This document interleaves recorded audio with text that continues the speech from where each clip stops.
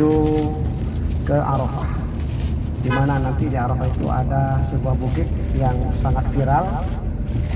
Biasanya jamaah mengeluh-elukan ini bisa mendaki Jabal Rahmah. Kita akan menuju Jabal Rahmah. Mengapa tempat yang akan kita tuju itu disebut dengan Jabal Rahmah? Menurut pakar bahasa, menurut pakar sejarah, ya, ada 4 hal, kira minimal ada 4 hal mengapa tempat yang akan kita kunjungi ini dengan Arafah. Arafah itu berasal dari kata Arafa ya'rif, yang artinya banyak artinya, ya. Mengenal, mencermati, observasi, meneliti, menelaah, membaca, muhasabah dan sebagainya. Banyak artinya. Kata Arafah menurut sebagian ahli sejarah dinisbatkan kepada pertemuan monumental antara dua nenek moyang manusia, yaitu Nabi Adam dan Siti Hawa, di mana setelah diturunkan ke bumi menurut sebagian ahli sejarah, Nabi Adam diturunkan di tempat berbeda.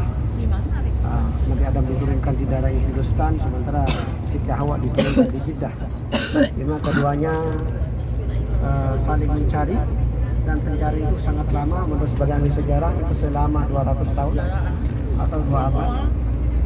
Dan Allah kemudian menakdirkan mereka berdua dipertemukan di Arafah, persisnya di Jabal Rahmah. Mengapa disebut dengan Jabal Rahmah? Artinya bukit kasih sayang. Karena disitulah mereka berdua saling menumpahkan kasih sayangnya selama hampir sekitar 200 tahun tidak bertemu. Ta'arafa bainahuma. Jadi mereka saling mengenal di situ. Oh, inilah sang belan hatiku, kata Siti Hajar, Siti Hawa, ya, Siti Hawa alaihissalam. Begitu pula Nabi Adam, akhirnya mereka berjanji untuk tidak berpisah kembali, dan dari Mekah inilah kemudian Nabi Adam dan Siti Hawa menurunkan keturunannya, dan keturunannya kemudian berpencar ke berbagai penjuru dunia. Dan mereka berkomitmen untuk tidak berpisah kembali, dan itu disimpulkan dengan Jabal Rahmah, bukit kasih sayang. Ya, dalam rangka mungkin meniru Nabi Adam ini yang kebetulan berangkat berpasang-pasangan, terutama Pak Masyhud dengan yayangnya ini, ya, perlu ini ditiru itu Nabi Adam, ya. Niru Nabi Adam, nanti membuat semacam MOU lah, kira-kira, ya, untuk sehati, seia, sekata, ya Pak Masyhud, ya. Nanti saya jadi saksinya, Pak. Kami berjanji ini gitu.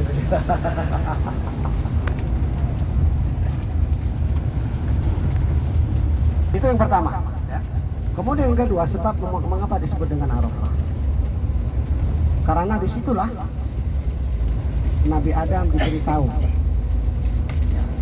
oleh malaikat Jibril tentang bagaimana cara bertaubat. Arrafahu thariqatal istighfar. Bagaimana Nabi Adam diajarkan oleh malaikat Jibril bagaimana beristighfar, diajarkan kalimat istighfar. Dan kalimat istighfar Nabi Adam ini diabadikan oleh Allah dalam Al-Quran dengan kalimat, ya, Rabbana. Kalau kita lakukan Rabbana ya Rabbana zalamna anfusana wa illam taghfir lana wa tarhamna lanakunanna minal khasirin. Ini diabadikan oleh Allah di Al-Quran bagaimana malaikat Jibril mengajarkan Nabi Adam kalimat istighfar. Kemudian yang ketiga, mengapa disebut dengan Arafah? Berkaitan dengan peristiwa mimpinya Nabi Ibrahim menyembelih anak sematawayangnya, Nabi Ismail, yang waktu itu masih remaja, di mana Nabi Ibrahim bermimpi menyembelih putranya, dan waktu itu Nabi Ibrahim belum yakin tentang mimpinya apakah dari Allah atau dari syaitan. Mimpi malam berikutnya demikian. Dan mimpi ketiganya di Arafah, Nabi Ibrahim yakin Arafah ru'yahu. Nabi Ibrahim tahu hakikat mimpinya bahwa itu adalah perintah Allah yang harus dilaksanakan. Maka Nabi Ibrahim kemudian bermusyawarah dengan putranya, dan perkataan Nabi Ibrahim ini diabadikan oleh Allah. Ya abadi inni ra'aitu fil manam anni azbahuka fanzur madza tara. Qala ya abati fa'al ma tu'mar satajiduni insyaallah minas sabirin. Ini bagaimana dialog antara Nabi Ibrahim dan Nabi Ismail, di mana Nabi Ibrahim menyatakan, ya wahai anakku, aku bermimpi menyembelihmu. Bagaimana pendapatmu? Tapi anak yang soleh ini menjawab dengan ketegasan, ya abati fa'al, wahai abaku, laksanakan perintah Allah itu, engkau akan mendapati aku termasuk orang-orang yang sabar. Maka akan dilaksanakan lagi. Maka dibawalah mereka ke Jabal Qurban. Nanti kita akan melihat insyaallah dari mobil ya. Sebelumnya kita dari Arafah Muzdalifah, nanti insyaallah kita akan melihat. Walaupun memang mengenai Jabal Qurban ini ada perbedaan di kalangan para ahli sejarah, tetapi sebagai ahli sejarah mengatakan di situ. Dibawalah Nabi Ismail dan akan siap dikurbankan. Sewaktu pisau sudah ada di leher Nabi Ismail, maka Allah berfirman, ayya Ibrahim, qad saddaqta ar-ru'ya. Wahai Ibrahim, cukup sampai di sini. Engkau telah membenarkan mimpimu. Maka turunlah malaikat Jibril membawa seekor kibas dan kambing yang sangat gemuk. Maka kemudian kambing itu disembelih oleh Nabi Ibrahim alaihissalam. Jadi peristiwa pengorbanan ini, kurban ini adalah peristiwa yang sangat istimewa, di mana pengorbanan berupa manusia dibatalkan langsung oleh Allah dan langsung dicontohkan oleh Nabi Ibrahim. Bukan karena nilai manusia sangat tinggi di sisi Allah, tetapi karena kasih sayangnya kepada manusia, sehingga pengorbanan berupa manusia dilarang, dibatalkan oleh Allah Subhanahu wa taala. Ini adalah rahmat Allah taala, dan sejak itulah syariat kurban menjadi syariat yang terus dijalankan oleh generasi setelah Nabi Ibrahim, kemudian disempurnakan oleh Rasulullah SAW, dan sampai saat ini setiap tanggal 10, 11, 12, 13 Zulhijjah kaum muslimin di seluruh dunia melaksanakan kurban. Kemudian yang ini kita sudah sampai ya sudah sampai ini lokasi Arafah ya. Kemudian yang keempat, mengapa disebut dengan Arafah? Karena di Arafah inilah Nabi Ibrahim alaihissalam diajari manasik oleh malaikat Jibril. Di mana sebelumnya Nabi Ibrahim berdoa kepada Allah dan bersama Nabi Ismail, Rabbana arina manasikana wa tub alaina innaka antat tawwabur rahim. Ya Allah, tampakkan, jelaskan kepada kami tentang manasik haji. Maka turun malaikat Jibril mengajari di tempat ini. Kemudian Nabi setelah diajari, kemudian malaikat Jibril berkata, "Arafta ya Ibrahim, apakah kamu sudah faham, mengerti?" Kemudian dijawab oleh Nabi Ibrahim, "Araftu, aku sudah faham sekarang."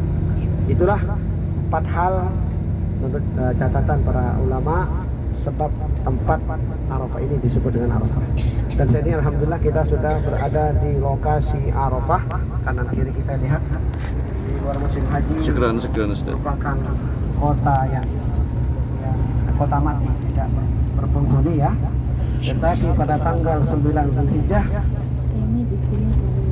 di sinilah para jamaah haji dari berbagai penjuru dunia melaksanakan wukuf dengan pakaian ihram serba putih dan tenda yang serba putih. Tampak sekali bagaimana khusyuknya para jemaah waktu itu. Mereka membayangkan bagaimana tentang nanti berkumpulnya manusia nanti di padang mahsyar. Sehingga Arafah ini, wukuf di Arafah Padang Arafah. digambarkan sebagai miniatur dari Padang Rahmah.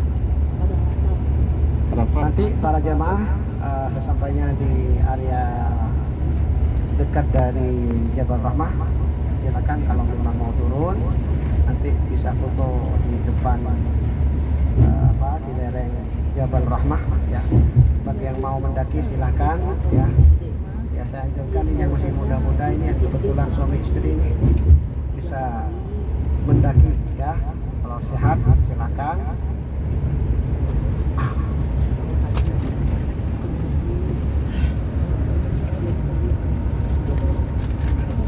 Ya, sebelah kanan kita itu ada Masjid Namirah ya. Itu masjid yang hanya dipakai satu hari, yaitu hanya tanggal 9 Zulhijjah, itu sebelah kanan kita. Jadi hanya di sini itu ada masjid yang hanya dipakai satu hari, yaitu tanggal 9 Zulhijjah. Kemudian di sini juga nanti di Muzdalifah itu ada masjid yang hanya dipakai satu malam, yaitu tanggal 10 Zulhijjah, malam tanggal 10 Zulhijjah,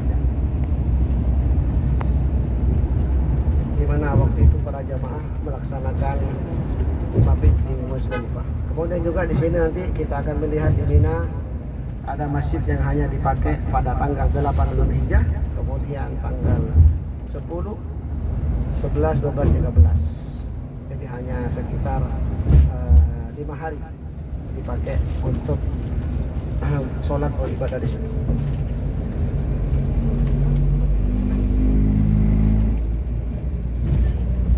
Ini adalah Arafah, gambaran kecil. Nanti bagaimana seluruh makhluk termasuk manusia nanti akan dikumpulkan di suatu tempat yang sangat lapang. Semuanya berkumpul memikirkan dirinya sendiri. Allah menggambarkan bagaimana dahsyatnya padang Arafah itu, padang mahsyar itu digambarkan oleh Allah pada hari kiamat itu dengan diantara firman-Nya, yauma yafirrul mar'u min akhihi wa ummihi wa abihi wa sahibatihi wa banihi likulli imri'in minhum yawma idzin sya'nun yughnih. Pada hari itu seseorang akan lari dari saudaranya, akan lari dari bapak ibunya, akan lari dari pasangannya dan anak-anaknya. Semuanya memikirkan tentang dirinya sendiri. Saking dahsyatnya sampai mereka lupa tentang orang tua, tentang saudara, tentang pasangan. Ini adalah gambaran bagaimana kehidupan padang mahsyar. Tetapi Nabi SAW memberikan keistimewaan. Ya, ada kata Nabi ada 7 golongan yang nanti akan mendapatkan perlindungan, di mana pada hari itu tidak ada perlindungan kecuali perlindungannya. 7 golongan ya, sab'atun yuzilluhumullahu fi zillihi yauma la zilla illa zillu, kata Nabi. 7 golongan nanti yang akan mendapatkan perlindungan nanti di hari kiamat di padang mahsyar. Di antaranya yang pertama adalah al-imamul adil, imam atau pemimpin yang adil ya. Kemudian yang kedua, seseorang yang berinfak, bersedekah dengan rahasia.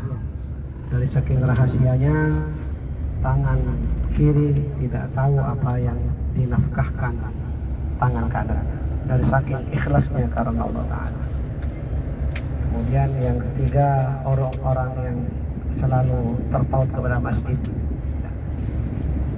Kemudian yang ketiga, orang yang selalu sudah selesai ya, kita airnya di bawah yang ya. Mau ke arah Jabal Rahmah ya, ini yang supaya tahu dari dekat Jabal Rahmah. Tausiah untuk Jabal Rahmah. Semoga bermanfaat. Assalamualaikum warahmatullahi wabarakatuh.